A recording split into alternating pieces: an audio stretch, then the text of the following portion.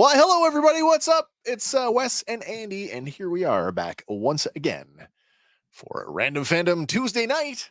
Yep. This one is episode number 36 in the grand scheme of Random Fandom. In the ongoing saga of Seriously, Random. For the week of October 24th, 2023. Mm-hmm. Lots to talk about tonight. Yeah, a good cross-section of stuff. I'm very much looking forward to this one. I know there's a couple of things that caught my attention this week that I sent over to you. So yeah, there's a few that are a bit outraging or enraging, I guess. Are they selectively outrageous? I don't know. Maybe it's just a sign of the times and I'm out of touch, but. Well, we are white men, middle-aged men, I should say. True. So statistically, yeah. I just didn't think it changed this drastically in that short of a time period. Okay, I'm looking forward to that. Listen, Random Fandom, 100% audience participation. If you've never been with us for a Tuesday night, you can hit us up in the live chat, whatever platform you're watching on, whether it's YouTube or Facebook. Hit us up in the comments with your, in the live chat with your comments and questions. Or if you looky right there, you can call us up live at any time. The link is embedded in the description of the video on all platforms. The line is open now, and you can have your say whenever you want. Don't wait for us. Just cut us off. Just call right in whenever you want. Why not? Call whenever you want. Who cares? We'll stop the show for you. Yep. All right. But before we cut off the show and stop it, we should probably get started with our usual dose of Random Fandom Trivia. Always likes me a good trivia question. Yeah. I got a good one for you here this week. Excellent. So, which American actor known for roles in the Jurassic Park franchise, Mulan, and Gotham was born on this day, October 24th, back in 1960? Sorry, can you run down the achievements again? Certainly. The credits? The Jurassic Park franchise. Jurassic Park, okay. Mulan. Oh. The animated version. Oh. And Gotham. Well, I think I've only seen one out of... That's like a handful. Now, wait a minute. No, I've seen Mulan. I've seen 2 out of 3. I haven't seen Gotham. So, man, I'm out of touch on this one. I don't really know. Okay, fair enough. I don't know. What's up there, world? You got an answer for us, maybe? When you see who it is, you're going to be like, oh, that guy. Because he's been in a lot of stuff. Okay. Oh, because he's one of those guys. Yeah, he is definitely one of those guys. All right, well. Maybe not like the headliner in the movie, but... oh, sure. But... Wait a minute. We have an answer. All the way from YouTube, all the way to here. Nolan Showers says, BD Wong. And that is correct. Glasses, purple, yellow diamond. BD Wong. Nice. Yeah. Well done. Yeah. Born and raised in San Francisco, California. Made his debut on Broadway in M. Butterfly. Oh. And he's the only actor to be honored with the Tony Award, Drama Desk Award, Outer Critics Circle Award, sure, Clarence Derwent Award, and the Theater World Award for the same performance. Do you remember the last thing you saw him in? Probably Jurassic World Dominion. Was it Jurassic? Okay. He plays Awkwafina's dad in Nora from Queens. He's quite good in that, actually. It's quite funny. I like him. Scott Purdy, well done, Nolan. Yes, congratulations to you. And Sean Colbert, he was great in Oz. Yeah, like exactly. And every role he goes into, he falls into that role, right? He's that guy. Yeah. He's one of those, that guys. Yeah. Congratulations, BD Wong, on being that guy. Plus, it's his birthday. So, happy birthday to you. Oh, and it's his birthday. Well, didn't that work out coincidentally? Yeah.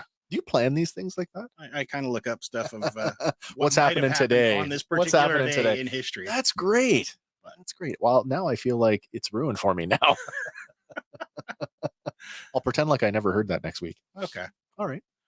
But yeah, he's also guested on Sesame Street and the X-Files. So, oh, cool. Cool. All over the place. Yeah. This next one, though. I do like him, though. This next one's kind of sad, though. Oh, this one really, this one chokes, man. Yeah. This week we lost Burt Young. Yeah, Burt Young. I mean, probably most famous from Rocky. Yeah, for playing Paulie, Adrian's brother. Hey, Rock, give me the thing. Man, so like I know, and we've spoken about this before. like when you go to the convention and you pay for the autograph, it's sort of this canned experience. But every once in a while, You meet one of those special ones, right? you meet that person who gets up and comes out from behind the table for whatever reason, Yeah. and gives of themselves in a way that you don't expect. And for me, Burt Young was one of those people. I was wearing a Canadian Army veteran T-shirt, and he read it and he's like, "Hey," because he'd give me the autograph by this time. He's like, "Hey, yo, Wes, you a veteran?" I'm like, "Yeah, I was in the Army." It's like, "I was a Marine," and he came out from behind the table and he's like, "Let's take some pictures." And we did some photos with him and Kim and my wife, my wife, and he gave me a reproduction of the Rocky movie poster off his table. Like, he didn't charge me for it. Aw. Yeah, it was just a super, super awesome experience. I'm very sad to know that he is gone. Also surprised to know that he had worked right up until like very recently. I don't remember seeing him in much recently. No. Apparently he guested in the last 2 episodes of Russian Doll in 2019. Oh wow, And yeah. he appeared in the 2021 film Charlie Boy. Okay. Yeah. All right. Oh, Nolan's got a comment. I didn't know that. That's more up your line. Burt Young was good in Amityville 2. True. Not my favorite franchise, but yeah, it's still It's too scary for me. really, it's just a house. Get out. We gotta go. The reboot was good too with Ryan Reynolds. Oh, really? Yeah, Was he in that? he was in that. Okay. Yeah, but sucks to lose him, but he leaves behind Yeah. a great legacy. It really does. It really is. And so unlike, I mean, I don't want to say that he was typecasted, but No. kind of typecasted. Kind of. But so not. Like, the man was so not the characters that he played. Yeah. I mean, that much I can say wholeheartedly. He was just such a nice man. I don't know what else to say. Facebook user, best part of Rocky 4, just above the robot. Happy That's birthday, right. Paulie. Especially after, reprogramming the robot. Yeah. That was pretty good. Yeah.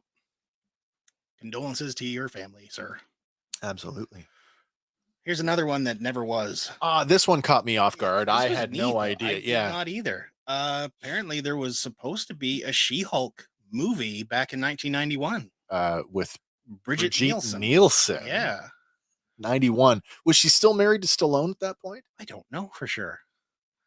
91, she would have been enjoying reasonable success, You would having think so, just yeah. Red Sonja was kind of roughly around that time. Around that time, yeah. Yeah, so she was still a big deal then. Mm-hmm. And like they took photos of her in the costume in both She-Hulk and just Jennifer Walters. Jennifer, yeah. And they were using that to shop it around, and these photos have surfaced again. And it's neat to see. I had never seen this before until it popped up in my feed the other day, and I immediately thought of you. I'm like, did you know this was a thing? I did not. Yeah, neither did I. And I'm trying to imagine, because we've both seen the recent Disney Plus She-Hulk, and I know we had a difference of opinion on it. I didn't mind it. I did not like the ending. I didn't like that. Fair enough. I'm trying to imagine what She-Hulk with Bridget Nielsen might have looked like. Like, do you think it would have been any good? I think it'd be on par with the Captain America film of that same time. Maybe with the Fantastic Four one that never. We could lump this in with the Corman Fantastic Four. But like, I don't know, the suit looks weird. It does. It's too angular in all the wrong ways. Very 80s sci-fi. Yep. But like, I don't know, it is not comic faithful at all. And I think they were relying more heavily on lighting than makeup. Just think, if we could have paired her up. We could have had a team up with her and Dolph Lundgren's Punisher.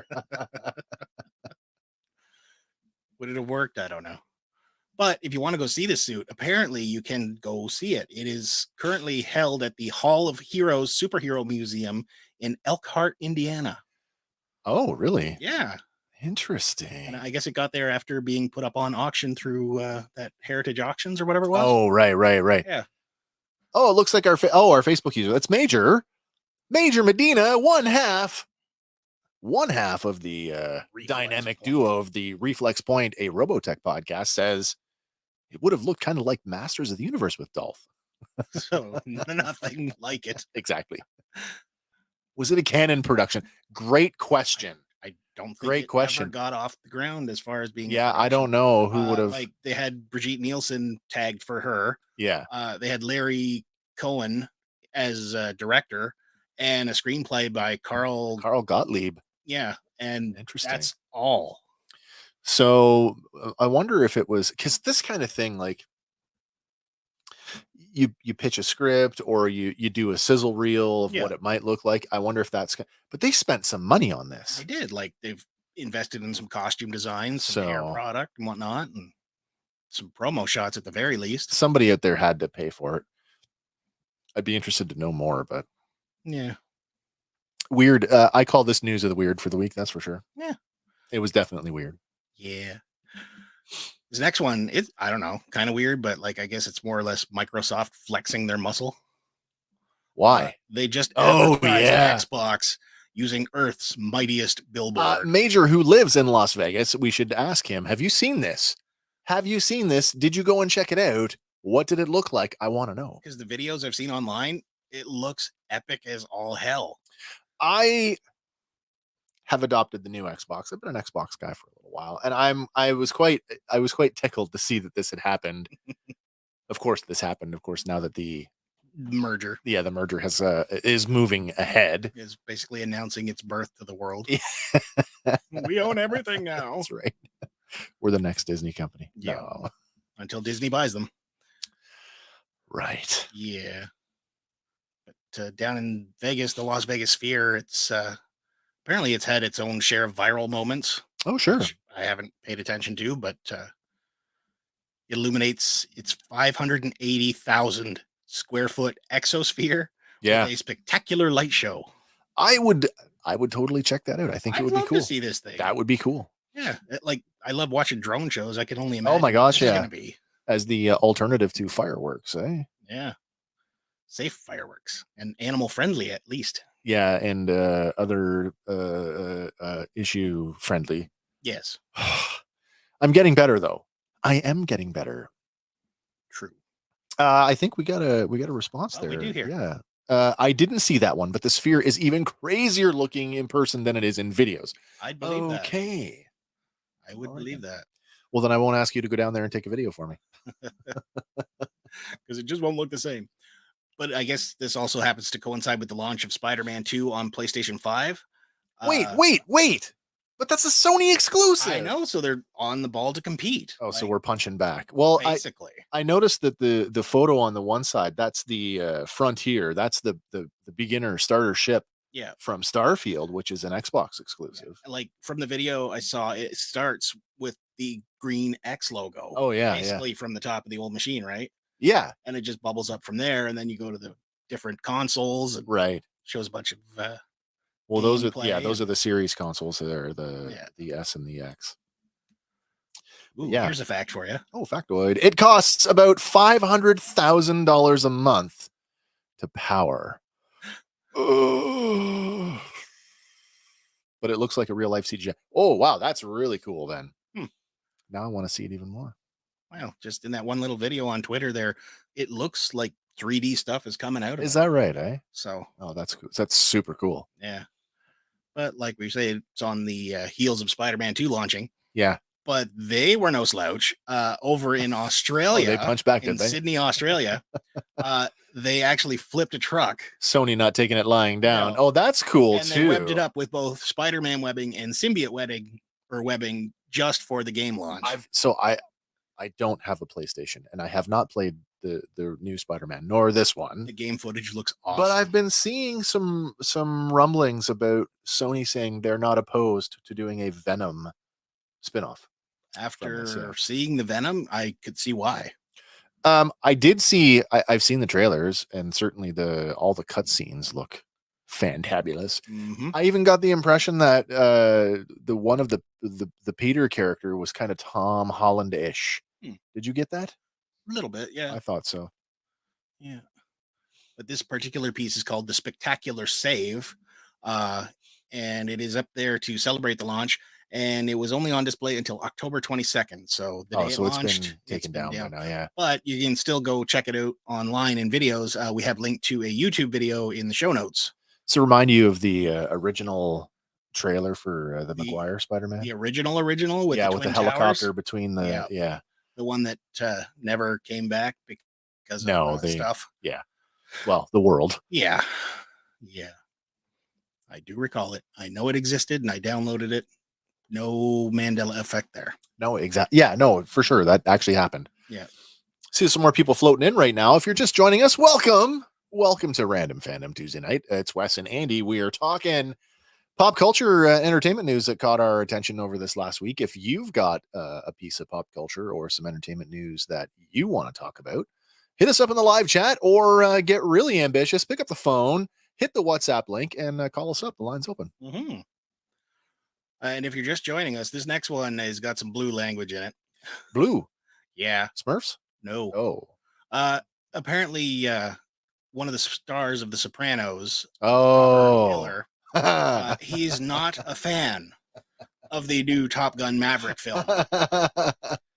Wait, now, as I understand it, is this guy not even acting anymore? No, he's done acting, and he's doing a podcast with his TV sibling. What's her name there? It's Jamie Lynn Sigler from The Sopranos. It's called Not Today, Pal.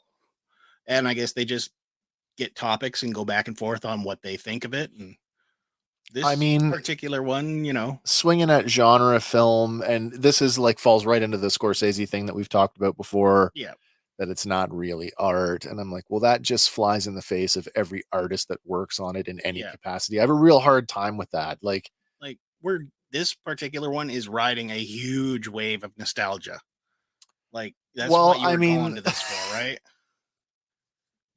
Furthering adventures. I don't want to say that the box office kind of says it all, but people, are showing the support for the movie with their wallets. Yeah. And so people are going to see it. So, good, bad, indifferent, the box office kind of matters. So, I don't know. What is there to complain about? Well, I think what he is complaining most about is because of the critical acclaim that it received. It won Best Sound at the 95th Academy Awards, and it was also nominated for Best Picture. Sure, but that movies, genre pictures like this, never ever win the Best Picture. No. I would expect it to win in the Best Sound category because, that is 50% of the movie, and in a movie where rocking a jet plane is the core of your movie, you want that to sound as big and boisterous as possible, and they definitely achieved that. Mm-hmm.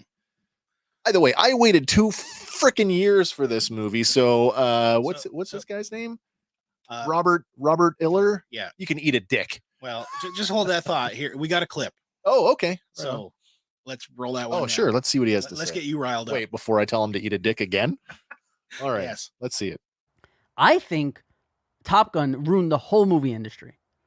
It saved it. No. I think it ruined everything. It literally saved it. Right. It'll save it for 4 or 5 years because people are like, oh, okay, this is shit. It's like eating fucking McDonald's or eating fucking trash food. And then all of a sudden, people are going to turn around in 4 years and go, why do I feel bad?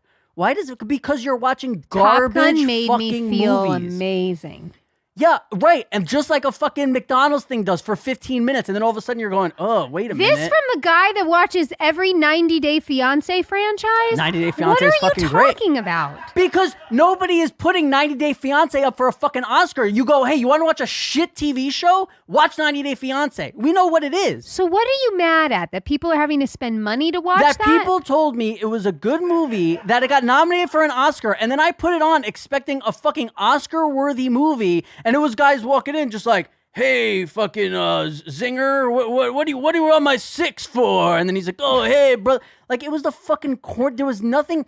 If you told me and you to sit in a fucking room and write Top Gun 2, there was nothing original about that movie. There's nothing that you go, wow, I didn't see that coming. That was interesting. Was there anything interesting about the whole movie? How good Jennifer Connelly looks. Exactly. This is my point. She looks fantastic. 5 years from now, people are going to go, oh my God, we said that this should be fucking best movie ever because we were fucking coming out of You know COVID what? in a fog. We were, but it made me happy. It made me happy. Which and is, you that's don't fine. like those things. No, it's fine. But then to say, hey, Oscar best movie, putting it in the category of movies like Godfather and this, ashamed. It ruined the entire movie industry. That's it. I don't want to watch movies anymore. Top Gun made me hate movies. Garbage. Absolute fucking garbage. I don't know if those people in the background were added with Foley, but they completely made that clip. Yep. Because that is exactly the reaction I would have given this clown. 100%. I can't even say it. Like, there's no chance it ruined movies. There's, I mean, okay. And so we do have the comment saying that Top Gun 2 was bad. Question mark. Oh, sorry, with a question mark. Objectively speaking, I can't tell you if it was bad or not because movies are subjective. Yeah. They are so subjective. Like, even in there, she's like, it was great. It made me feel great. It left a good feeling after the fact. Listen, I'm a genre movie guy. I love this stuff. Nobody, like, I still haul out these movies. I still haul out the original Top Gun once or twice a year and watch it because it's fucking Top Gun. Yeah. I really feel couldn't be bothered to see it. That's fair. That is fair. If it comes on network television, if there's a broadcast version and it just happens to be on, I would encourage you, don't flip the channel. Give it a chance. Give it a chance. Fair enough. Yeah. I mean, it was a blockbuster in the truest sense of the word. Yeah. Yeah. And by the way, I say this, let me put my other hat on. Let me put my my ex-military hat on. The amount of insult that this clown just tossed at every naval aviator or person in the Navy that supported the making of this motion picture. Intelligence or yeah, absolutely. Like you just insulted insight. You just insulted an entire branch of your military. You're an idiot. You're an American. idiot. Crawl back under a rock. Go away. I don't like you. I don't know you, and I don't like you. What's a network channel? That's a. We were talking about that last week. If you've got the Paramount Plus, it is there. I mean, you could just put it on in the background when you're making dinner one night. Maybe you get sucked in. I don't know. I liked it. It was fun. Yeah, it was fun. Not gonna lie, cool Star Wars analogy in there. Nice. If you want to go check out the rest of it, though, we did link to the YouTube clip in our show notes. I'm not going to go and watch this guy. I'm not going to give him any more air. Go away. If you want to, though, he's subjective. No, yeah, whatever. You can go, idiot. Perfect. That's how I feel about that. All right. Well, let's get back to normal stuff. Sorry, yeah. Take me out of it before I explode. Star Wars has announced a Mace Windu series. Oh yeah, and this one caught me off guard because every time I see series, I'm like, oh, new movie. I keep thinking, we live in the era of Disney Plus where like Star Wars is a big part of that. It's a big part of that, but then it's like, oh, comic books. That's cool too. Facebook user says, I taught him that. I love it. But no, this one is coming out of Marvel Comics, and they're producing 2 prequel era series, one for Mace Windu and one for Jango Fett. I'm interested. I'm not going to lie. I am interested. I wish I had more time and more resources to devote to this stuff, because in my mind, I want to read everything.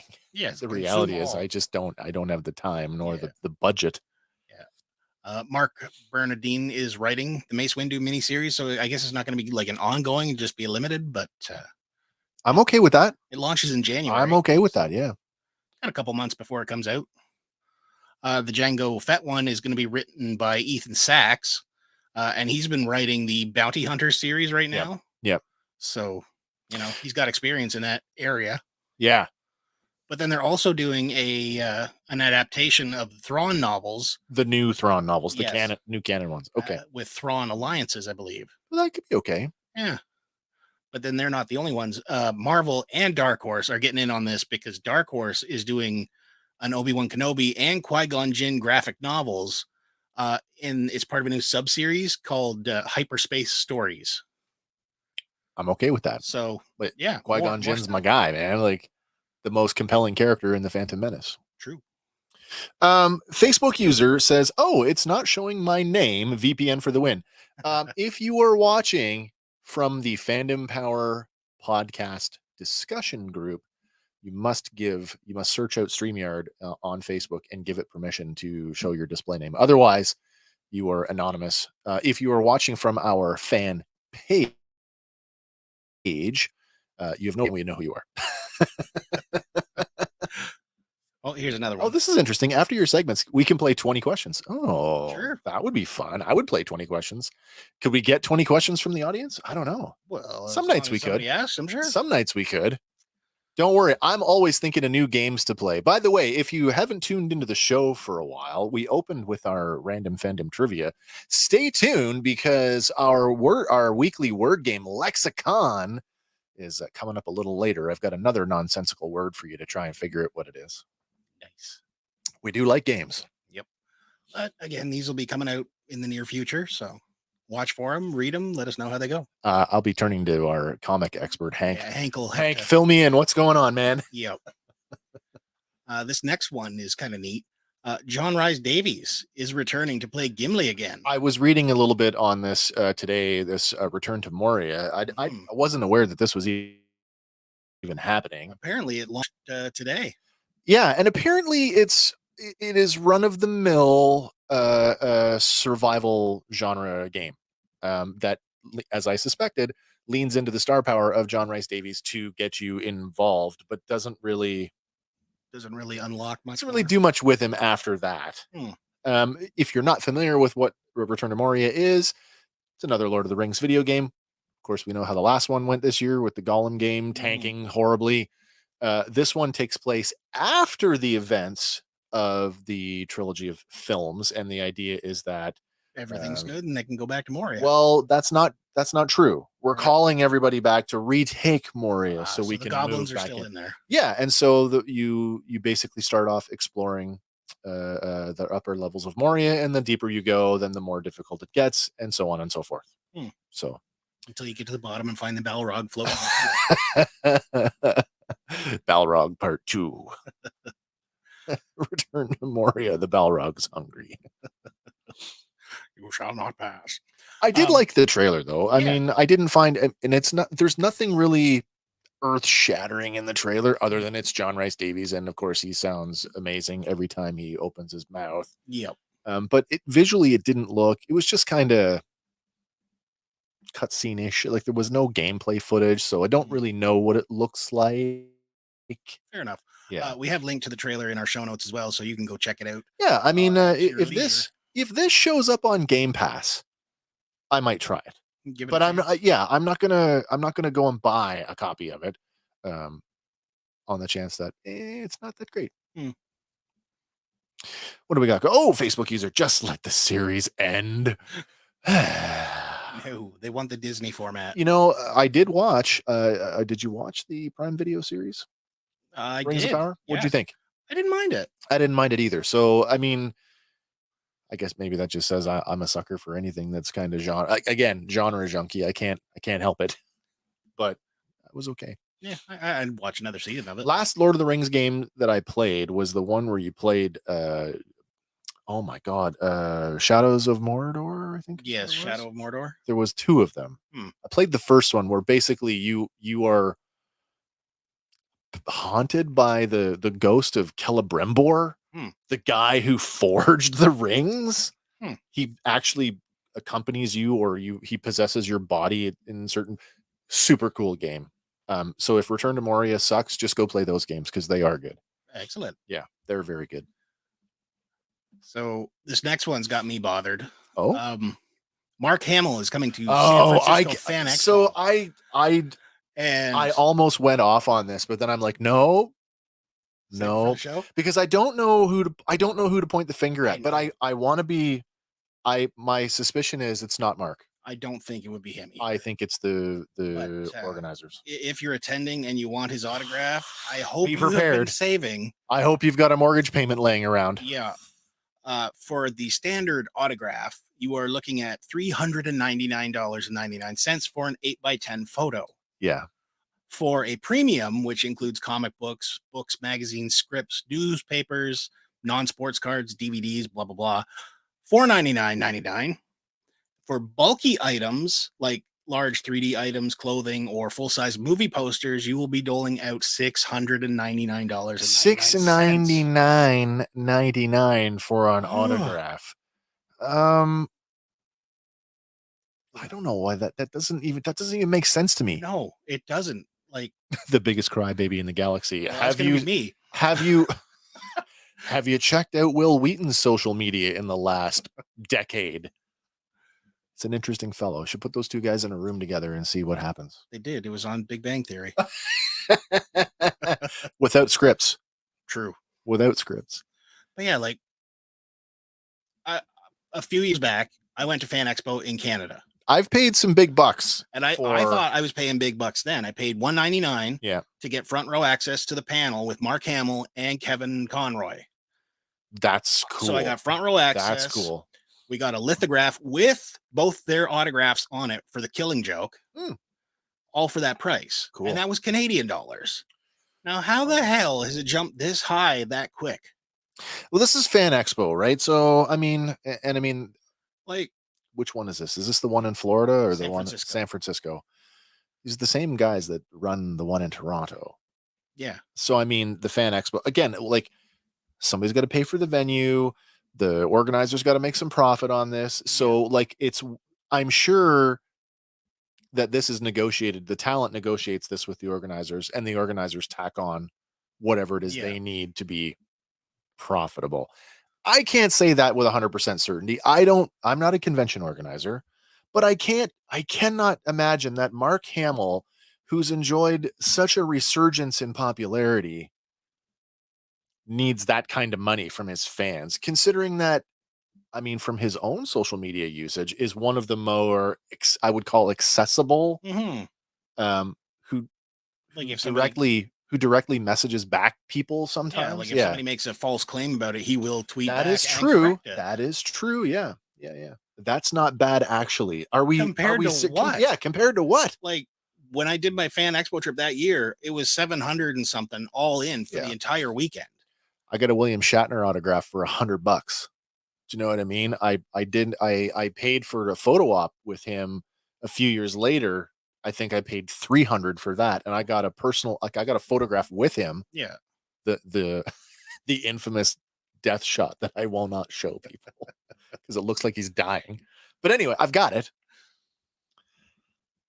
I don't get it. Yeah, I don't get it. I remember my first Fan Expo, and I got Roddy Piper's autograph for $35. This falls into that. It creates a whole. It creates this, like, there is only a certain class of people that are going to get this autograph, and it's not you or I. Yeah. You know, I mean, $699.99 US could go a long way towards what we do here at the podcast. Yeah. You know what I mean? That's like a new mixer. That's a new microphone, 2 new microphones, a new camera. Like, no. Hell, that's a hot toy. Yeah. Sarah, oh wait, what do we got? We got Facebook user says he couldn't even pay me $399.99 to take his autograph. If he was paying me to take his autograph, I would take it. Strong feelings. But I did pay for it, Mark. so. But Sarah, I don't think it's Mark. He's a nice guy and he doesn't need the money. That's kind of where I'm at with it. I wonder where stuff like this comes from. Yeah. And I have to point the finger at the organizer and go, what are you doing? Yeah. What are you doing? Like, yeah. Even this year's, my friend went to Toronto's Fan Expo this year. Yeah. And he got me a couple of the comic books. And they are still the same price. Like for a non-foil, you're looking at $15. For a foil, you're looking at $25. Yeah. And that's been the same since the last time I was there. Right. Well, this is true. From our anonymous Facebook user, autographs have a little to no meaning anymore until somebody dies. And then suddenly they just jack. Everybody thinks it's worth gold, right? Yeah. I don't know. I mean, besides, supposed to be like, it's supposed to be a personal thing. Like every autograph I have, and I've got a few, I have acquired face to face. Yes. So it has meaning to me. My autographs might not have any meaning to you, but it was a moment for you. Absolutely. And it goes like, how much are you willing to pay for that moment? Yeah. And no, I hear things you. the way they are these days, it's not I hear even. You. This to me is like whoever, like the organizer, sat down in a room, It's this closed door meeting and said, well, we know that not, let's say he's there for the whole weekend for the 3 days or whatever. Yeah. Not everybody's going to be able to meet him. So let's just make sure that, only certain people Yeah. can meet him. Yeah. That's another F you go away. Yep. Awful. Awful. Awful. And speaking of awful people. Oh. Apparently there were awful people at screenings for Taylor Swift's Eras tour screening.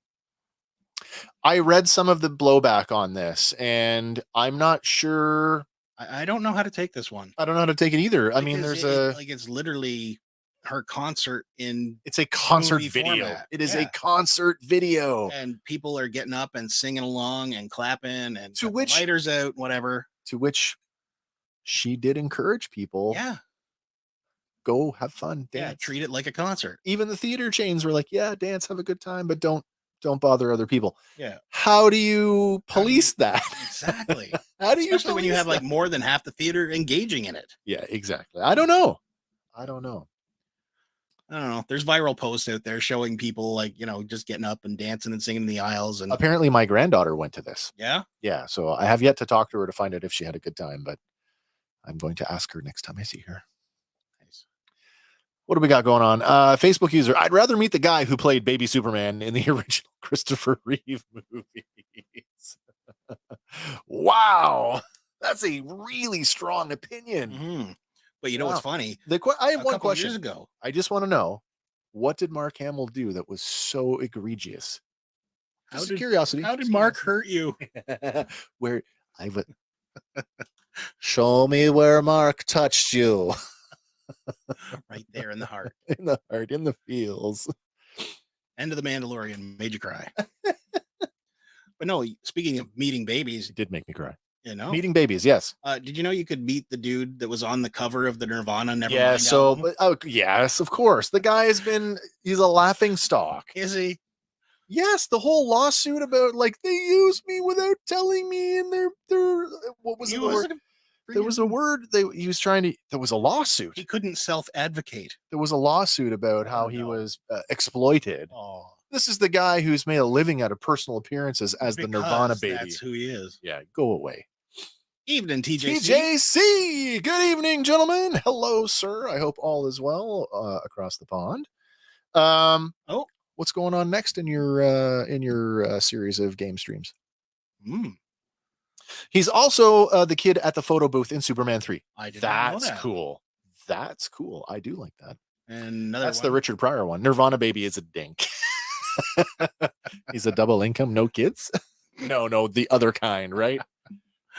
That's terrible. So today, Britney Spears released her memoir. Britney's back in the news. Yes, she is. Not only that, there was a very hurtful or painful memory, I guess you're going to call this at this point. Well, I would. Yeah, I would. I read the Cole's Notes version of this that she and Justin Timberlake were pregnant. Yeah.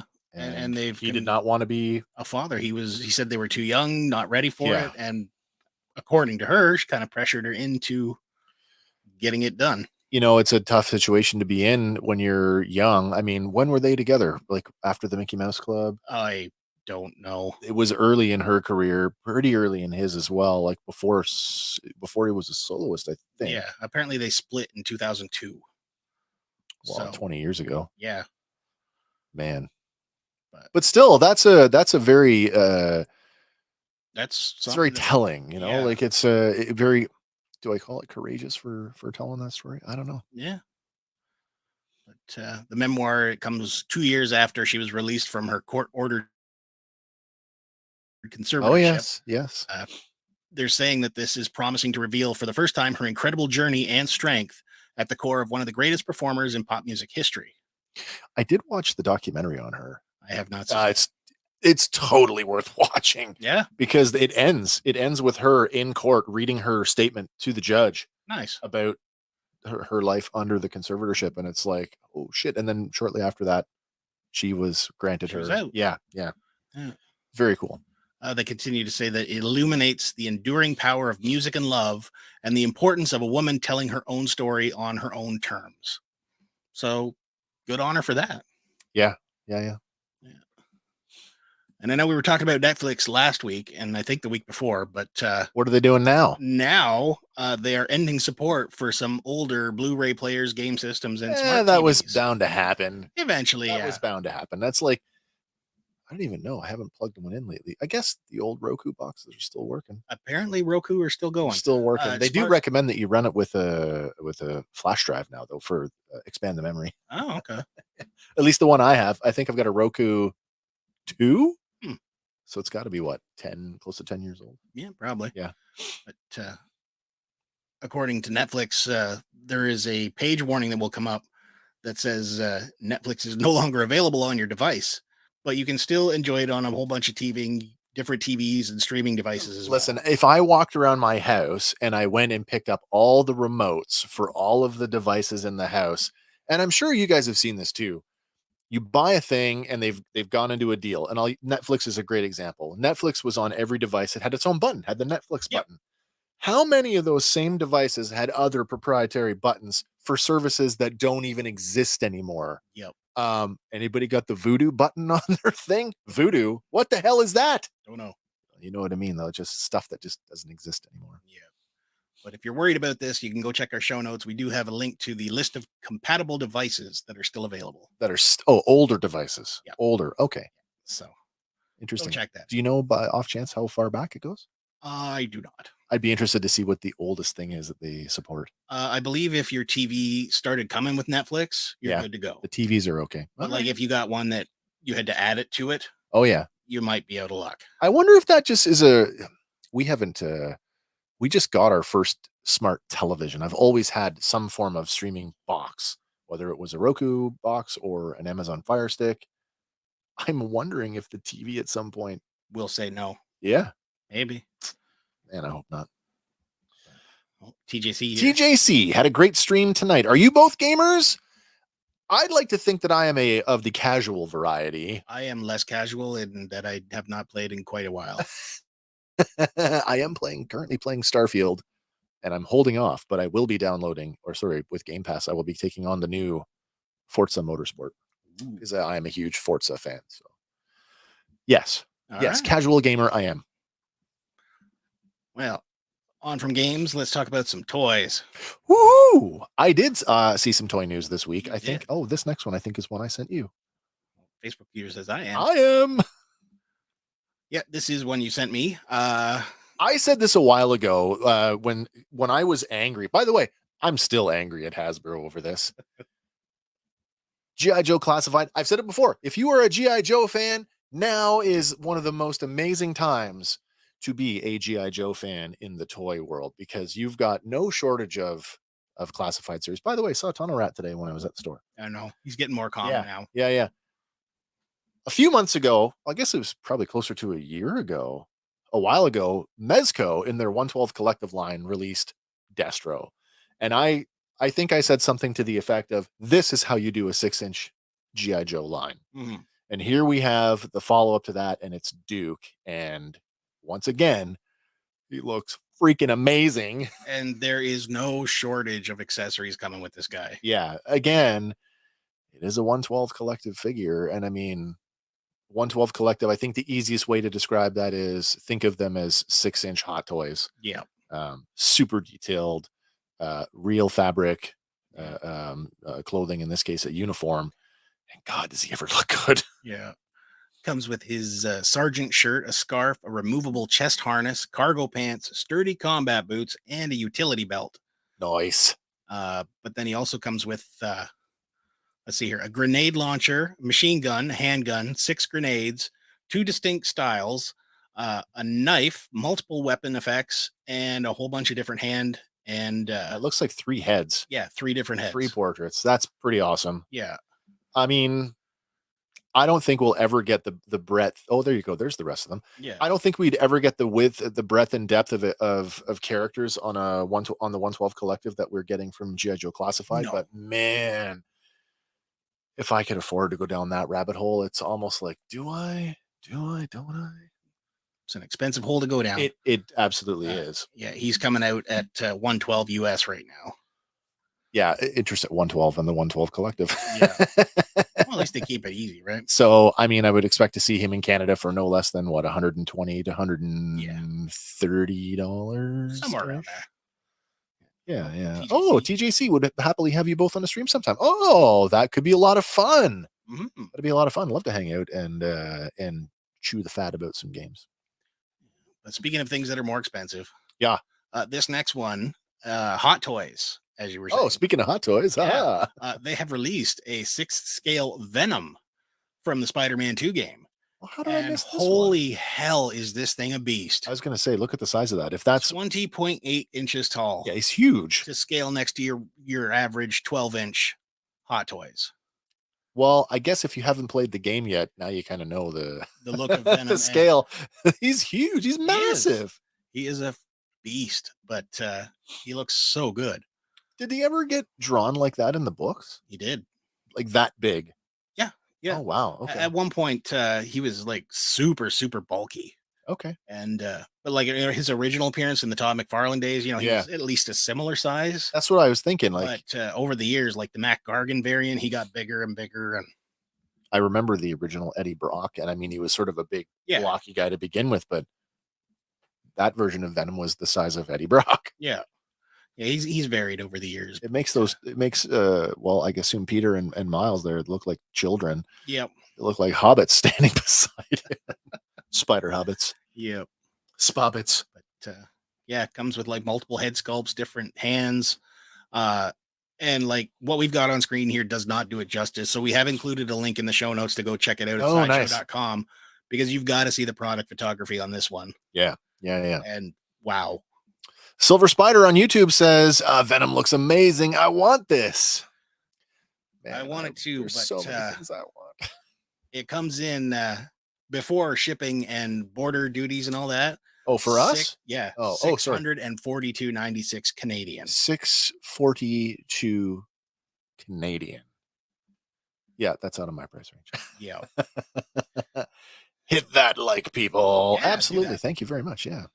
Don't forget, if you're a gaming fan, head over to TJC's YouTube channel and check out his stuff as well. Mm-hmm. This next one is good news for Marvel collectors. Oh, Silver Spider, I'm out. Oh, good to see you, man. Thanks for stopping by. Have a good night. The Giant Man has been funded. That was sort of a last minute, wasn't it? No, it's still got a little bit to go. Is there still more time to go? I believe so. Where are we at? 13,889. Yep. So when was that photo? That was today. That's earlier today? Yep. Nice. So they've crossed the 10,000 mark and then some. I'm going to, let me get the absolute. HasLab Giant Man. Let's get the numbers right now. Oh, no, I'm wrong. It closed October 23rd. So last night. It closed last night. Yeah. All right. Well, it made its goal. So, that's the final number, actually. 13,889. Okay. That is the final number.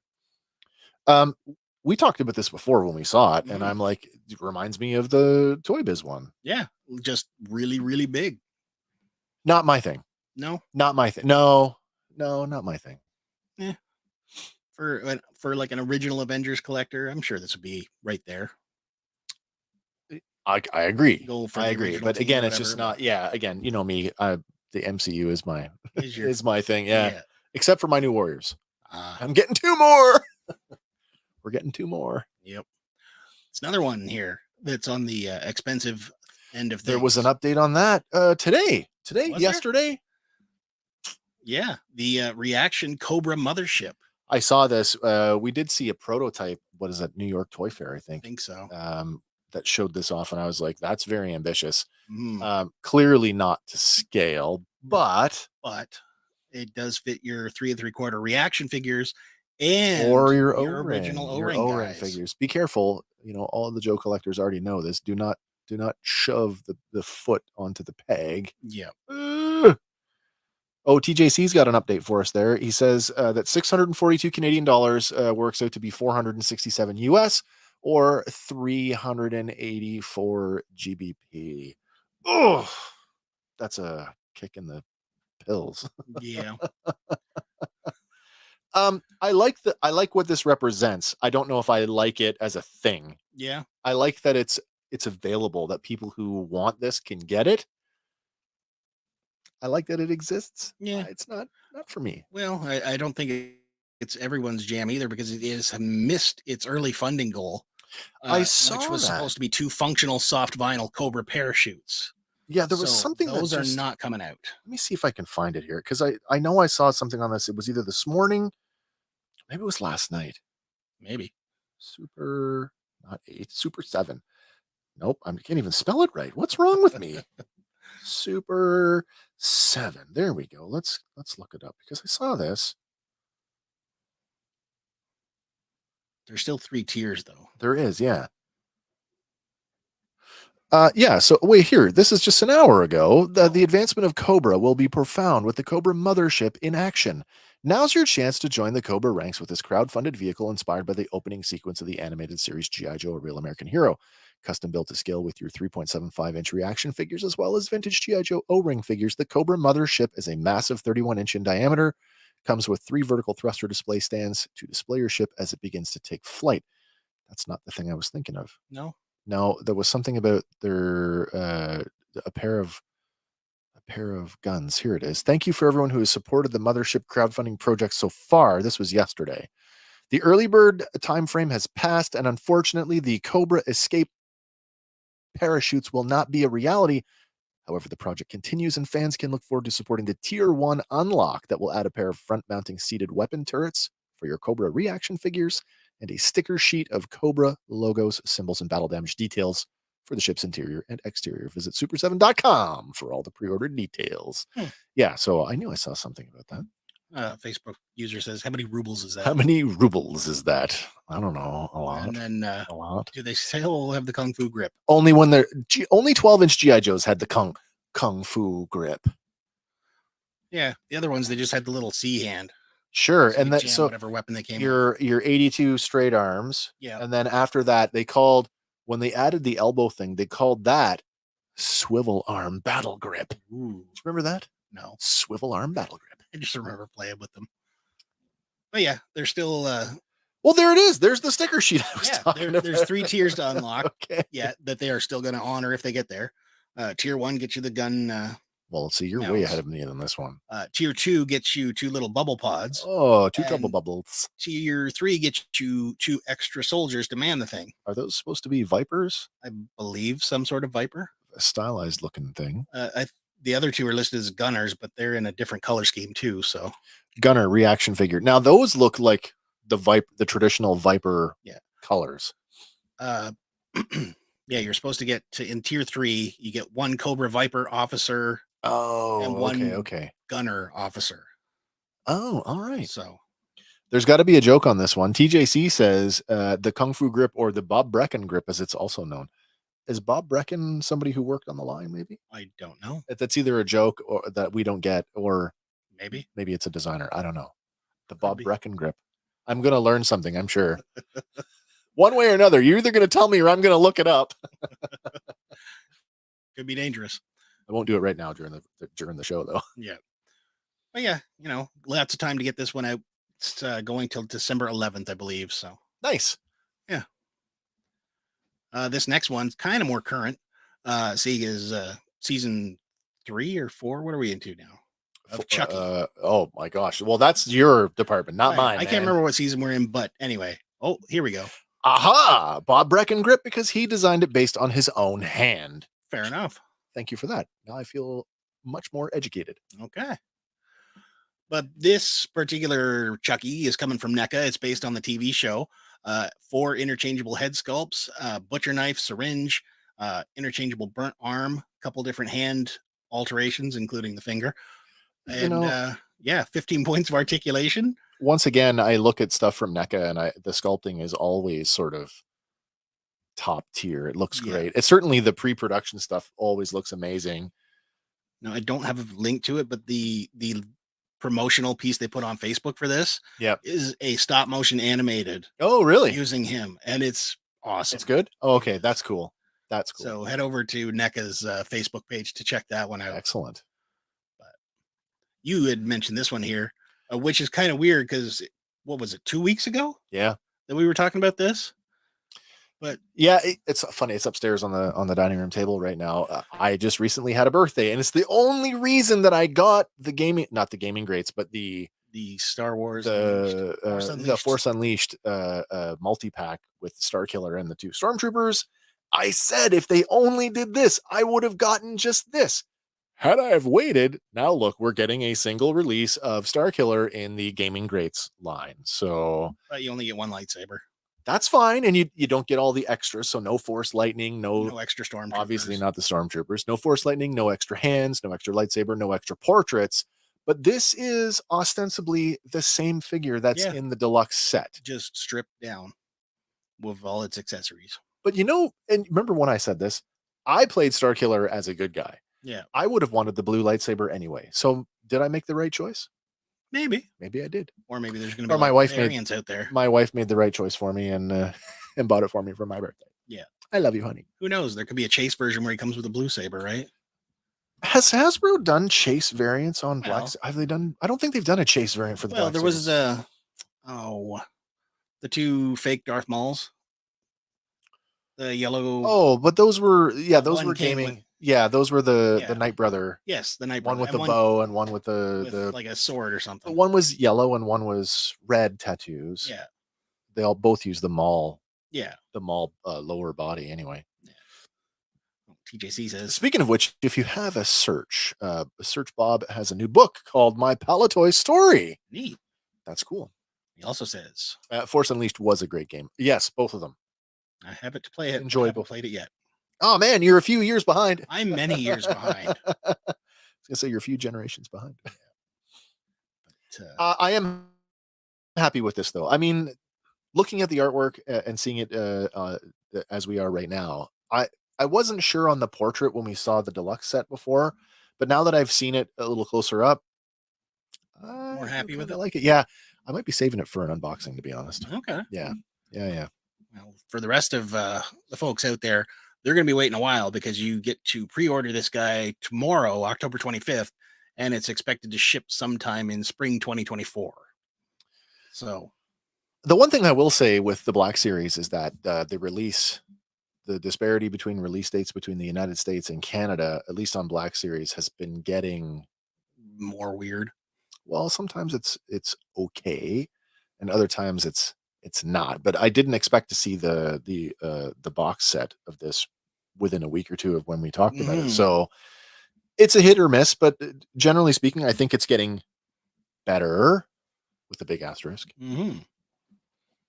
This next one, I guess, is also for the diehard fans.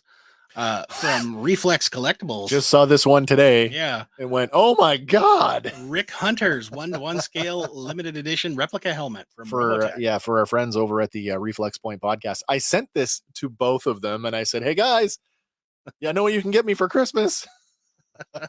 and then we went and looked at the price of it. Woo! And if you want to, $699.99 with a 105 non-refundable down payment. That's through BigBadToyStore.com. That being said, that's a banger of a helmet, by the way. I've seen there's a couple. There's a guy in Japan that was custom making these out of motorcycle helmets. Really? Yeah, and I'm thinking, I think I could have bought one of those. And probably modded your own. Yeah, but what did you say earlier in the thing? For that price, it should be. It better have a ballistic rating. Yeah. Its own oxygen supply. I mean, it is supposed to be space worthy. Yeah. But it's made of fiberglass, scaled 1-to-1. It's from the animated series Robotech, and it is solid, but intended to be a collectible. So I guess that says no, don't put it on your head. No, it will not save you. Fiberglass. So that's funny because there's not $700 worth of fiberglass in that. There's no way. No. Maybe it's like such a limited run, maybe. Well, I've never heard of this company before, Reflex Collectibles. I don't know if they do anything else, and I didn't have a chance to go and look them up. So, great comment. This has got to be from either Paul or Major, who says, if it doesn't come with a neckerchief, I'm out. The joke being that Rick Hunter wore this. Always had one. The neckerchief, yeah. Which, by the way, apparently makes your flight suit space worthy if you tuck it up underneath. Well, yeah. It also can plug holes in your ship when you're in the vacuum. It could work. Suspension of disbelief. Yep. But I do believe it is that time we turn. Is the it con that over to time you, again sir. where we fire up the old machine? Let's get this thing going. It is. Wait a minute. Where is it? I don't know. I don't know. I've apparently lost track of everything. There it is. Here we go. Loading lexicon. Generating responses.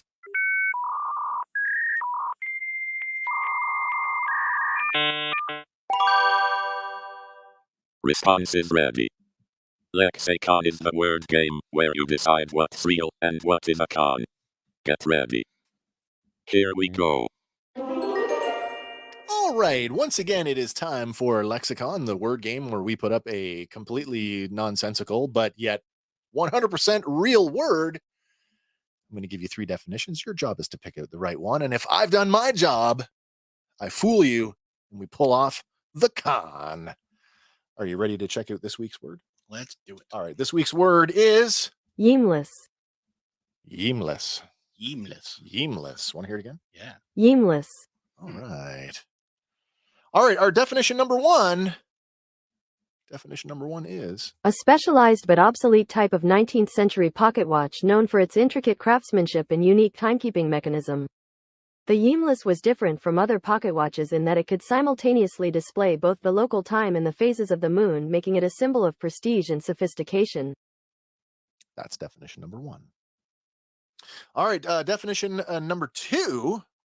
An old word for reckless or careless. That's definition number 2. And a definition number 3. In the field of onirology, that is the study of dreams. Yeamless is a term used to describe the subconscious experience of dreaming of an entirely different but detailed life that is nothing like the dreamer's natural waking life. There you go. Yeamless. Is it a fancy type of obsolete pocket watch? Is it a word for reckless or careless? Or is it a dream state where you dream of a completely different life? The multiverse dream. What do you guys say? Oh, Sarah's chimed in. Sarah comes in at with number 2. That's 1 for number 2. I'm pretty stuck on this one this week. Really? Yeah. Not even like throw something at the wall and see what sticks? Well, That's 2. Major chimes in. That's also going with number 2. That's 2 for 2. well, if you take away the ye and then you got like melee, ye melee, You melee. it could be number 2, I think. Okay. So I'll go with number 2 as well. Well, let me tell you, if you did, sorry, where am I here? Here we go. If you did say number 2, you are correct. It is number 2. Yeah. Yeamless, an old word for reckless or careless. Or now we're going to make a shirt that says ye old melee. TJC. Yeah, I'd agree. It seems like number 2. Yeah. Yeamless. Number 1 just seemed too expensive. Great word. It's a good insulting word where they then have to ask you what it means. See, that's the best part of this is you learn something crazy. We're going to bring back all the old obsolete words. Like Don't be this. so yeamless. Young whippersnapper, you're so yeamless. What did he just say? What? Thank you. I mean, I looked at this and I'm like, what's the word? Yeet. Yes. I immediately thought of yeet when I read this. I'm like, yeamless. It sounds like yeeting. So like all the millennials are going to be like, oh, I know what that is. It's to throw something. No, Who it's not. knows? Who knows? All right. This has been this week's edition of Lexicon. Come back next week and I'll have another weird, nonsensical word that is 100% legit. And we'll do it all over again. Back over to you, Andy. All righty. So this next one, the internet is currently roasting. Uh-oh. Skull Island, Rise of Kong Oh. is being hailed as the worst game. Well, of come on. I mean, it 2023. just look at graphics circa 1990. What? Yep, I mean, Diddy Kong looked better than that. he did. I guess the memes are starting to circulate, especially with the one particular capture there in the corner. This is What are you gonna say about it? Like, well, do not buy the new King Kong game. It's a complete scam. Actual cutscene. Gameplay of Skull Island: Rise of Kong. This costs $40 and is made by people that make low effort shovelware with big IP franchise. The modern LJN. Wow. it still looks better than the original animation on Tomb Raider. Wasn't that supposed to get a remake here pretty soon? I think so. Yeah. But according to Game Mill, described it as an exhilarating third-person action-adventure game that lets you become Kong on a journey of vengeance Oh boy. as you fight to claim your rightful place as King of Skull Island. Oh really? But people are not taking it like that.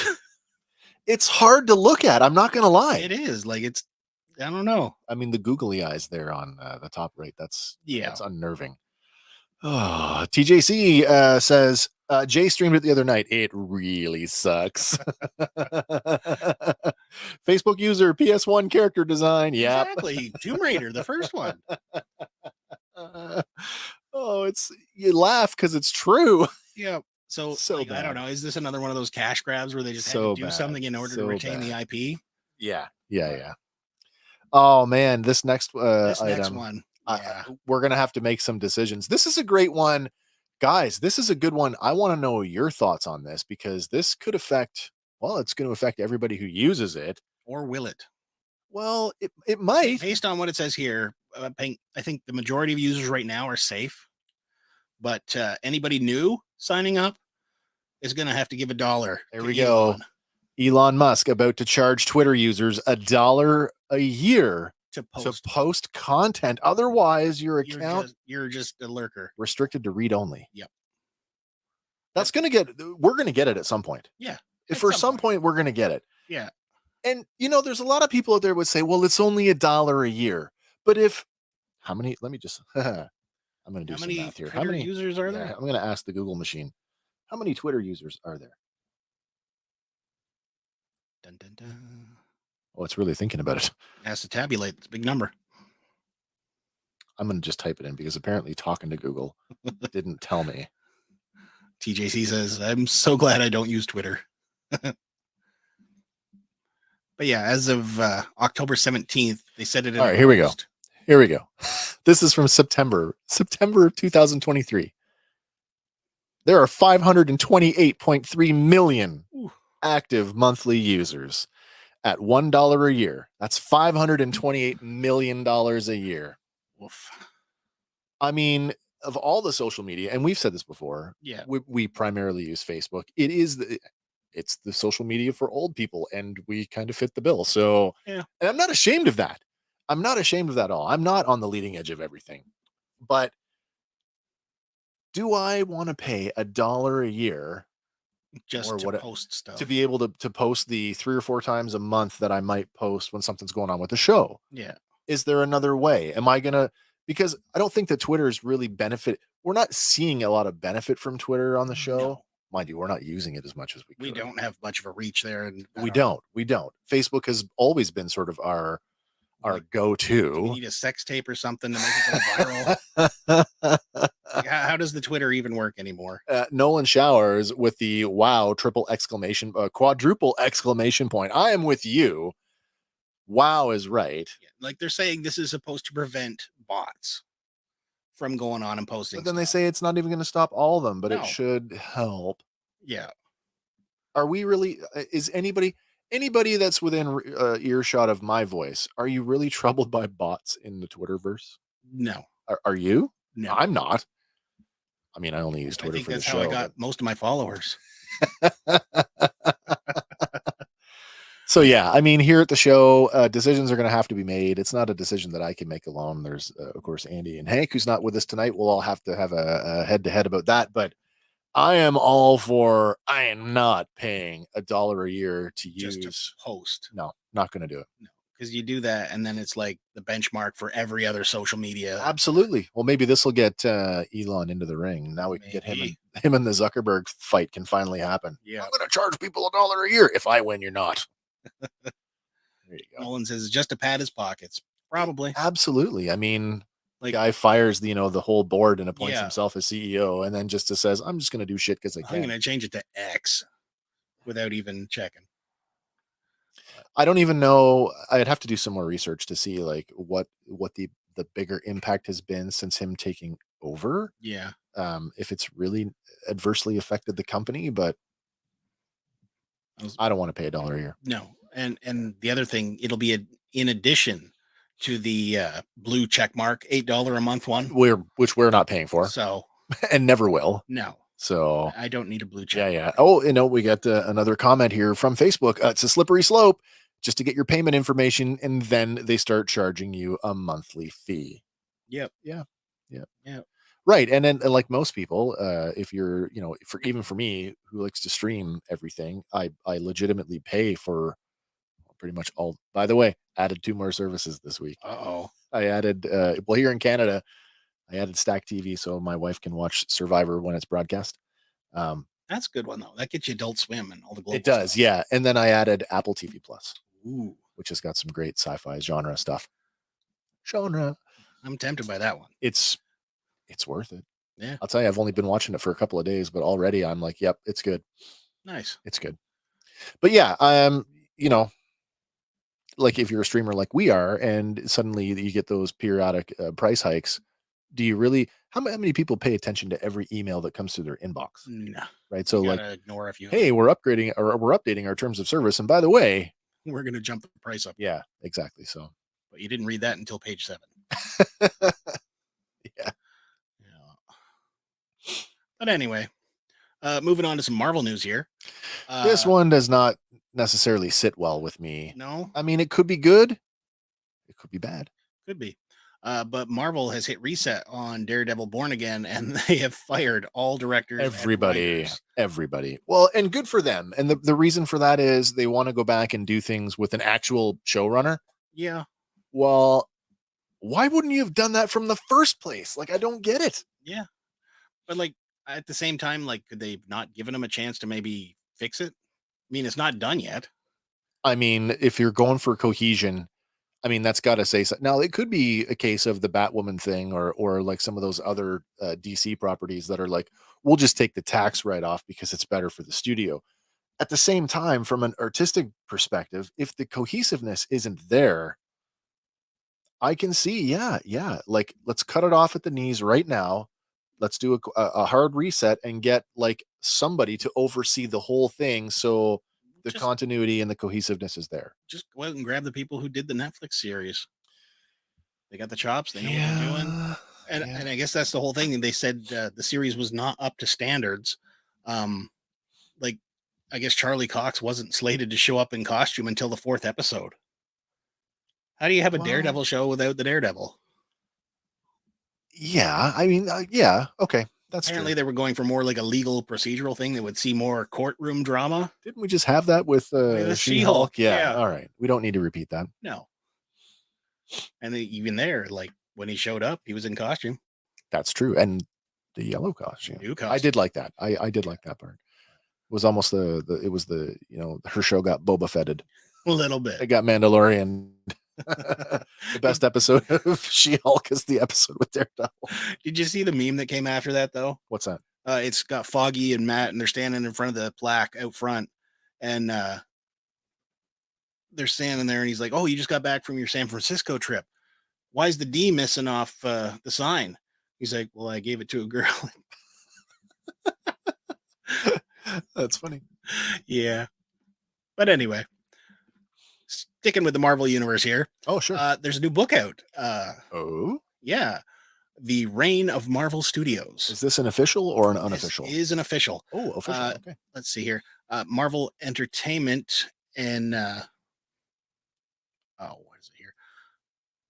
They've gone in and they've had Joanna Robinson, Dave Gonzalez, and Gavin Edwards. Yep.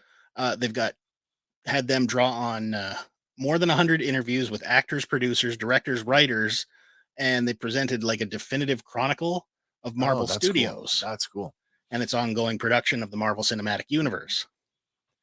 So apparently they're saying that even hardcore fans will find new stuff in this Interesting. book. That's cool. So I always like that stuff. Yeah. The hardcover is available for $47 on Amazon.ca. Yep. We've also linked to that in show notes. But they're also saying that this book has confirmed a bunch of future stuff. Oh. Like Secret Wars will launch a soft reboot of the MCU. Oh, cool. Past characters will return, like T'Challa, Tony, Steve, and Natasha, but they're thinking with different actors. So whether or not they pull multiverse or Ultimate Universe or whatever. You know, if it's done right, I'm okay with it. I mean, I've always been okay with this. I always say, you know, Bond is sort of the template for Yeah. reinventing your characters every couple of few films. They're also saying that the Sony Spider-Man universe will officially be canon. Really, within the MCU. Yep. Interesting. And that the Avengers, X-Men, Fantastic Four, Spider-Man universe characters, Defenders, Inhumans are all going to coexist in one universe / multiverse. We're talking about the Inhumans and stuff that's already come before? Yep. I actually liked that show. Really? I did. I liked it. But they cut Medusa's hair off. I know. Character Medusa and cut her hair off. I know it was awful, but it's terrible. The rest of it was cool. I liked it. Differing opinions. I liked Ensign Mount. How's that? Okay. But yeah, apparently it's supposed to be a good read.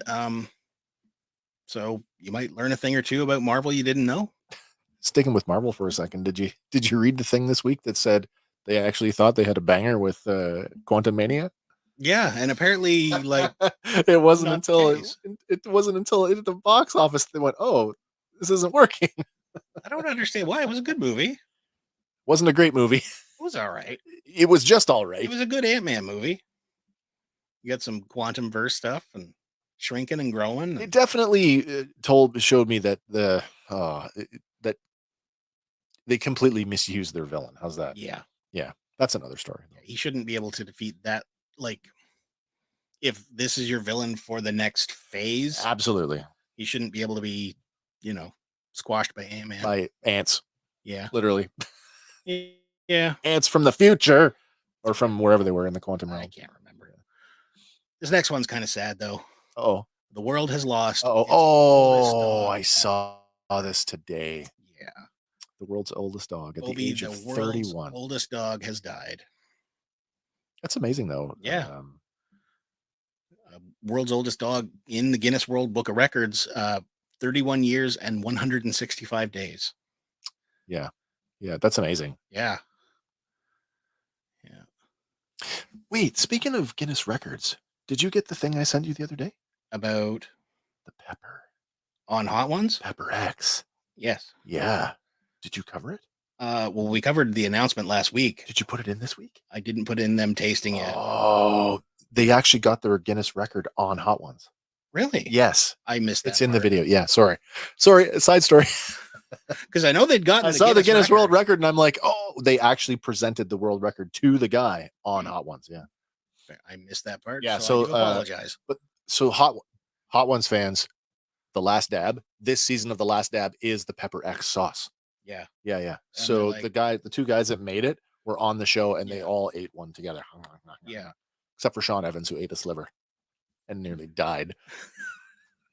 Saw Mick Foley on a recent episode of Hot Ones. Yeah, he did okay. Fair enough. He did okay. As I totally hijacked this segment. I'm sorry. That's all good. We'll Guinness Records. That's all I meant to talk about. Now we can go back to being sad about the puppy. I don't want to be sad about the dog. All right. Well, this one, let's it's I don't want to say that it's sad, but it'll definitely stir you will definitely, if you grew up in Canada, and arguably if you grew up in maybe one of the border states where you picked up some Canadian television, and because I know guys like Kevin Smith out there that just like gnash their teeth on things like Degrassi. Yeah, this is right up your alley. We got a new documentary just came out on Prime Video. Yeah, on the iconic Ernie Coombs, Mr. Dressup. Magic of make-believe. Have you watched it yet? I have watched so it. Have I. And holy crap, it hit something to me I didn't know was there. Did you have the box of Kleenex with you? I really wish I had. Yeah, my sleeves got to work out. Oh yeah, Kim and I sat there and I could hear her sniffling and I'm sniffling away and I'm like, it's so tragic. But at the same time, yeah, like what a beautiful human being. I was aware of this only because I'd watched some other things on not only him but on Fred Rogers that they were intrinsically connected. Which I had no idea. I knew that he and Fred Rogers actually came to Canada together. That Fred Rogers of Mr. Rogers' Neighborhood fame actually got his start in Canada. It was the CBC that gave him the money to do his own show, and a lot of the stuff that came out of that first Mr. Rogers show is what went back down to Pennsylvania and became Mr. Rogers' Neighborhood. Yeah. Well, Ernie, who was a puppeteer on the show, stayed up here in Canada and launched his own show, Mr. Dressup. Yeah. Such a cool cool is piece of Definitely worth a watch yeah. for anybody who grew up watching Mr. Dressup. and didn't become a Canadian citizen until what Until recently. 2000 and something. Yeah. Relatively recently, but We've linked to the trailer in the show notes if you want to go have a look, but definitely give this one a watch. I did not realize that the puppeteer for Casey and Finnegan was an Australian lady. Yeah. Did you know that? I did not know I that. did not know that. I didn't realize that she's over in BC and still Living in occasionally BC. Yeah. brings out the puppets. And I saw that with the show, the puppet show. Yeah. It was they got quite a cute. bar of all places. And Yeah. they're like, yes. Listen, that'd be a great way to make a buck because Yeah. people like us would go. Totally. I go see that. Yeah, Mr. Dressup. What a great documentary. Steve's coming in here. Steve Terrio. I remember watching him as a kid. Mm. Yeah. Interesting watching the documentary though, and when they transitioned from the Casey and Finnegan years Yeah. at Mr. Dressup's house to The new generation. which where- was at the daycare center. Yeah. And all the new cast of like puppets. Chester the Crow. and- Yeah. 'Cause I Wasn't didn't my realize- thing. Wasn't my No? thing, but my kids kind of watched it. But like, I didn't realize too that the voice of Casey and Finnegan also provided the voice for Alligator Al. Alligator Al. This is- When's the last time you heard Alligator Al? Oh, Yeah. been a while. Now there is a 3 DVD set out there of Mr. Dressup. Really? Yeah. Is it like a highlights kind of? It's select episodes. That's but, cool. If you can find it, grab it. How far back does it go? I don't know for sure. I'd be interested in checking that out. Yeah. But as for new stuff here, new shirt alert. Oh, what? Oh my god! It's Fandom Power. You can have So it your good. way. Have it your way. Yeah. Wow, you totally surprised me with that one. I didn't even know that was coming. Yeah, I've had this one in the works for a while. Oh, that's great. So you want your fandom, have it your way. Well, as always, over on the Fandom Power on our merch store, which powered by T Public, by the way, tons and tons of pulp culture inspired logos, This just is like our just 90th like this one. design. 90th design. Yep. And we're always looking for new ideas. So if you got a design idea that you'd like to see in t-shirt form, let us know. Yeah, let us know. And also, we're kind of getting close to the end. So if you wanted to call in with something, Yeah, really, if you really don't wanted wait. to, don't wait because we're almost out of time for tonight. Mm. That being said, let me just double check and make sure. Yes, okay, that's good. Everything is good. The line is open. This next one's kind of weird. Magic the Gathering has announced Yeah, that they will I saw partner this. with Marvel. They've already done the Transformer crossover. They've done some other. They did the Dungeons and Dragons thing. Although Magic is now a world within Dungeons and Dragons. Yeah. So And they recently did the Lord of the Rings crossover, right. which sparked a huge amount of hype for the One Ring card. I did see a thing about this where somebody said if they find a way to, Capitalize on a similar idea. well, no, but if they find a way to translate superpowers to card abilities, that they would buy into it. Because Marvel's had their own trading card game before. They've had a bunch. Right. So with Magic being the granddaddy of them all, Yeah. will it do it bigger, better than what's come before? Don't know. Arguably, I'd say probably it will. Here's just an because idea of the- for you, Magic. You do 6 chase cards, 1 for each Infinity Stone. Oh, And whoever yeah. collects them can send in and get Seriously. a limited edition Infinity Gauntlet. card. Yes. There you That go. is so good. You heard it here first, everybody. Which will force people, they're going to want to collect 2 sets, 1 to send in, 1 to keep. Somebody's going to get it and they'll just proxy the cards like Yep. everybody else does. Yeah. Proxy. But you do have to wait for this. These are not expected to be available for purchase until sometime in 2025. So There's, but again, the development time, we know that the development time on, say, an action figure is usually 2 to 3 years. yeah, So if it's 2025, they're already in development. Yeah. Like well Have to be. into development. have to Yeah. be. And apparently this is a multi-year, multi-set deal. So That's interesting. Yeah. Will it be sold as a subset of the original, like the regular game, or will it be like a standalone? I wonder. I don't know for sure. Be interesting to see what how it works out. Yeah. Not that I'm a Magic guy, but I'm always interested in like the synergy. Mm-hmm. This next one, I didn't realize this was already out, but I guess it got re-released today because Ghostbusters Spirits Unleashed released the Ecto edition today, which has all 4 downloadable content. Oh, is this the video game? Yeah. Is that the one where you play as like a new Ghostbuster? I It is. played that. I played the original. Did you? It was okay. Fair It enough. was okay. It wasn't like, oh my God, but it was okay. I enjoyed it. The trailer looks good, which we've linked to in the show notes. But it's being rechristened the Ecto edition. It comes with the base game, all available downloadable content, Yep. and 28 ghosts to trap and unlock, and 10 more unique maps. That's cool. Digital copies are available for $19.99, and apparently now it is available also on Nintendo Switch and Steam. Interesting. So, No word if it's on Game Pass. I believe it is PS5 and Xbox. So, Oh, then maybe it is on Game Pass. Yeah. I'll find out. But looks neat. I'd give it a play. This next one, Dude, you got to play The Force Unleashed before you can play this. You're like I know. decades I'm behind. Come on. so far behind. You got to get caught up. I know. The next one is currently in theaters, but apparently it's not doing well. Uh-oh. The Exorcist Believer. 22% on the 22%. tomato meter. Wow. Okay. 59% audience score. The audience scores are always better, though. They are. Apparently, this one has only, from critics' standpoints, Yeah. it earns points for trying to take the franchise back to its terrifying roots, but lack of ideas and scares make this an inauspicious start to a planned new trilogy. Oh, boy. So, Oh, boy. I know the original Exorcist is hailed as like the scariest movie of all time. Certainly one of them, yeah. It's not. Oh. Maybe it's the desensitization or whatever, but if the audience saying it's good, like at least half good, I'm down to Well, watch it. I mean, 59 is it. Well, let's just say 60, just for Yeah. argument's sake. 60% of audiences say this is okay. Yeah. That's like 2/3. That's like most people, the majority. Yeah, because according to Rotten Tomatoes, the audience says if you can resist the urge to compare it to the classic film that started the franchise, Oh, it is a okay. halfway decent possession thriller. Okay. And All right. I'd be fine with that. Separated from the original. Yeah.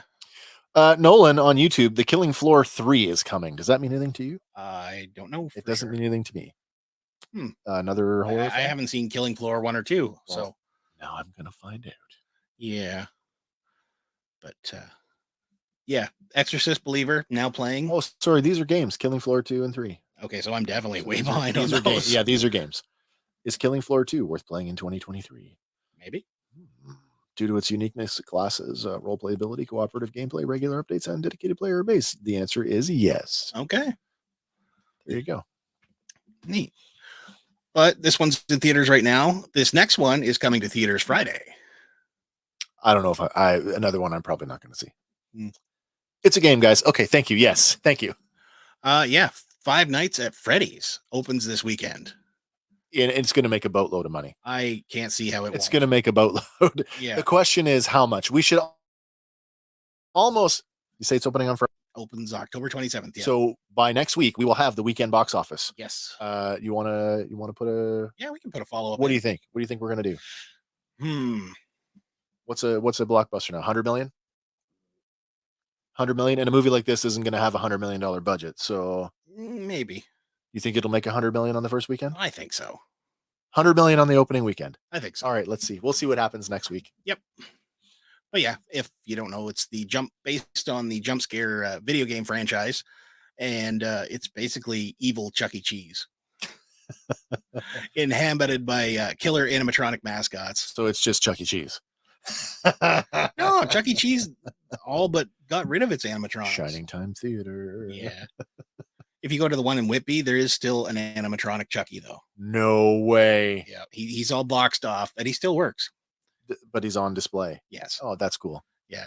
I'd been to a Chuck E. Cheese when I lived out west in Alberta, and they had the full theater production. I remember it being really loud. Like you could hear The hydraulics, the and mechanics of how whatnot, or the pneumatics, I guess. how everything moved. It was loud. Was it entertaining? I don't know. Was it better than the pizza that they served? I don't know. It was my first experience in a what I would consider big video arcade, though. And it's the first time I played the sit down Star Wars cabinet. So that was an amazing. That's probably my takeaway from going to Chuck E. Cheese, playing Star Wars for the first time. Mechanical Rat Pizza and Child Casino. Yes, that's it. But this one's directed by Emma Tammy. Opens on October 27th, and apparently it will be streaming exclusively on Peacock the same day. Oh, so that really? could affect Same box day. Wow, office that's definitely numbers, gonna. Well, maybe it won't be 100 million on the first weekend. 75. But the cast here, if you want to take a look at it, Yeah, let's take a look. Josh Hutcherson, sorry, is playing Yep. Mike Schmidt, Okay. who is down on his luck security guard who takes a job at Freddy Fazbear's Pizza and finds himself trying to survive the wrath of Freddy Fazbear. And yeah, I guess he's best known for his roles in the Hunger Games. Yeah, that's right. And the Polar Express. He had motion capture performance in Was that he? one. Oh, okay. All right. So, and next up, you've got Elizabeth Lale playing the character Vanessa. She is a police officer who in the game shows up during one of Mike's ill-fated night shifts. And she is best known as Guinevere Beck in the Lifetime turned Netflix series You. Oh, I haven't seen that. I haven't seen that one. I don't know what that is. Yeah, me neither. Matthew Lillard is also in this one. Hey, Scoob. Yeah, playing Steve Raglan, which is a seemingly new character, but fans think he's already playing the video game's big bad version, who is William Afton, I believe, is the villain in the game. Okay. But yeah, he needs no introduction. Scream, Scooby-Doo, Hackers, 13 Ghosts. Yeah, exactly. He's been everywhere. Mary Stuart Masterson plays Aunt Jane. And I guess she's the aunt from the games. But, you know, she's been around. She's been in the Stepford Wives, Close Range, Some Kind of Wonderful, Fried Green Tomatoes. She's been around forever. Yeah, exactly. But next up, we have Piper Rubio as Abby. And in the game, that's Mike's younger sister. And she doesn't have a lot of credits going on yet, but she's got a voice acting role in one episode of Apple TV's kids show Pretzel and the Puppies. I have not watched it. I wouldn't expect you to have. I don't think I will. Next up, we got Kat Connor Sterling as Max, a character who is new for this film. And her past credits include a 2021 Netflix film, A Week Away. I don't know that one. And she had one-off roles in shows like 911 and The Resident. I've not seen those either. No, me neither. So lots of new talent. Yeah. And last up, we have Lucas Grant playing the role of Garrett, who is Mike's younger brother who disappeared a decade before the events of the movie. Oh, nice. So chances are he's going to be playing like a ghost, maybe, or a maybe. flashback. Maybe, yeah. Yeah. But he was in an episode of Pam and Tommy. Oh, I did see that. Yeah. 911 Lone Star and The Patient. Oh, cool. And we've also linked to the trailer for Five Nights here in the show notes if you want to go give yourself a look and maybe hit it up this weekend. So I believe this next one might be our last one of the night. Oh, it is. Okay, right on. So Dwayne Johnson. Oh, I saw this is today. asking a Paris Wax Museum to update his sculpture's skin tone. I would say that is probably I don't have a problem with this. As much as I don't necessarily agree with a lot of his recent publicity, he's well within his rights to say, you need to fix this. Yeah. Absolutely. In fact, that's actually a better picture than what I saw. I've seen some other shots that just look awful. The online response is saying it looks like Mr. Clean is cosplaying as the Rock. Oh my God. It's funny because I actually wondered that if he was doing some kind of ad campaign for them, which is funny now that you say that. But we do have a clip here. Comedian James Andre Jefferson Jr. has basically roasted this statue. So is there a clip? We do have a clip. Oh boy. Here we go with that one. All right. Wax figure of The Rock. You know, black ass Samoan The Rock.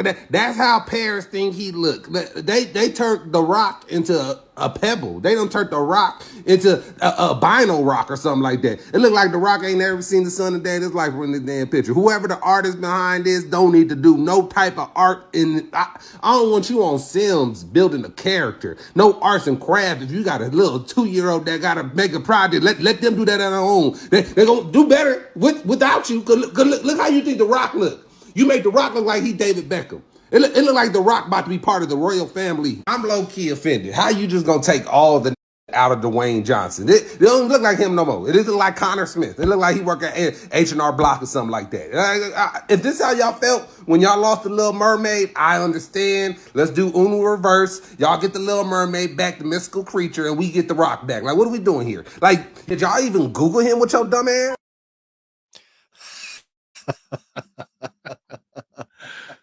Yeah. That really summarizes. I don't think there's anything else that I could say that No. compares. No, and I guess The Rock wasn't even the one doing it. It's this guy roasting them, but he replied to it because he's replied to saying he had a good sense of humor, and he said that he belly laughed at this roast. As you should. Yeah. Because it was straight up Yeah. killer. I And love then this. after that, he's going to have his team reach out to the friends over at Grevin Museum, and they're going to work on updating it. And next time he's in Paris, he hopes to stop by and have a drink with himself. Oh, that's cool. Well, I'll be looking forward to seeing that social media post. Yeah. But anyway, that brings us to Oh my God, our it's that tip of the time night. once again where Andy's out there in the aisles. He's hunting for you and me so that we can save a buck or two on toy hunting at Dollarama. Yep. What do you got this week, man? Couple new ones. Masters of the Universe 10-inch figures. Wait a minute. Now, we've seen We've seen the smaller 5-inch, 5-inch, yeah. They've showed up. But now the 10-inch ones are showing up as well. I see these are at the $5 price. They point. are, but that's they okay. regularly retail for $23.75. Yeah, that's right. That's right. So you're saving a bit. And that kids show, by the way, It canceled. yeah, it was good though. It was good. It was good. It was good. It's worth a watch if you haven't seen it. It was a great take on He-Man because he actually shared his power. They Mattel anyway believed in the character enough that He-Man got a Masterverse They release. did. So Yeah, there so is did the that. Skeletor. There is that. Yeah, they did. Yeah. But then the other thing popping up here is the Shang-Chi and the Legend of the Ten Rings. It's a wrist blaster. I always find it interesting when stuff has been away for a while that it just whoop, pops up. Yeah. Like, where was it sitting that it just turned up now? Yeah. But it's going for $5 there, but it retails on Amazon for $22.84 Like, off the top of your head, do you remember what year Shang-Chi came out? a couple of years ago. 2020? Something like that. 2021? Maybe. Post COVID? I want to say pre. 19. COVID was like 20, right? It started in Late 19. November of 19. November 19, yeah. Yeah. Wow. So, like, are you telling me it took 4 years to consolidate all this So this merch has that been never sitting sold? in a That's what I warehouse mean. somewhere, Like, yeah. stuff that just whoop. The He-Man stuff I see, like, that was only what, 2 years ago. Yeah. You know. But the Shang-Chi, this isn't the first thing because they did get a whole shipment of the dragon. They did, yeah, the awful looking dragon. Yeah.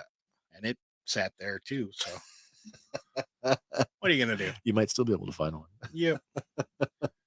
But anyway, that's that. Wow, another chock full episode of Random Fandom for this Tuesday night, October 24th, So 2023. do we get 20 questions now? We could do 20 questions. Who was it? Our 20 questions person wanted to know if we do 20 questions. Let's do it. We'll stick around. We got time for the half a dozen of you or so that are still hanging with us.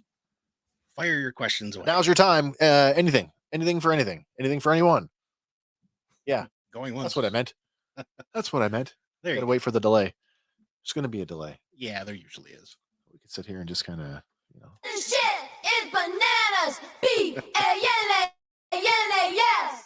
maybe you got I a have shit as no bananas I have no update on that question. I left it in the mixer because it just makes me laugh. one. Well, you know it's going to come up again. Yeah, because every time something weird happens, we can use it. Yep. I got to work on my my update video for the most expensive Star Wars prop ever made. Mhm. I might get to work on that later this week. There you go. Once I get my new flooring laid down upstairs. But well, it looks like nobody's got anything for us tonight. No so questions. that's okay. I'm not going to just sit here We're for not the going sake to force of you. no. But I'm glad that everybody that hung out with us tonight, great interaction tonight in the chat. Always love it when you guys show up and take part in the show. It's so much more fun when you guys are bantering back and forth with us and with each other. As always, come back and check out what we're doing next week.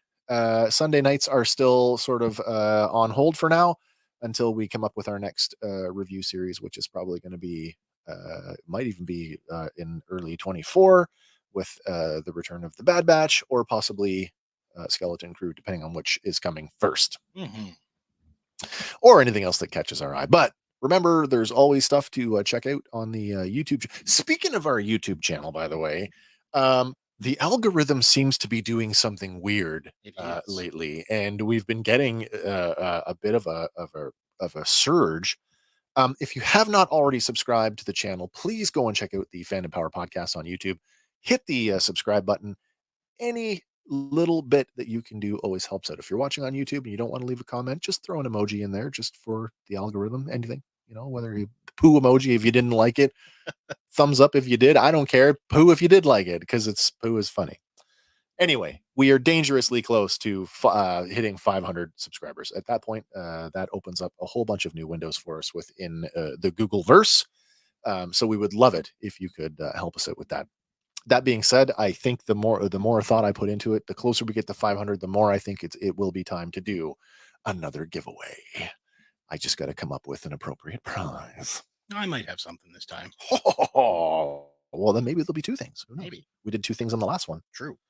We might have to do it again.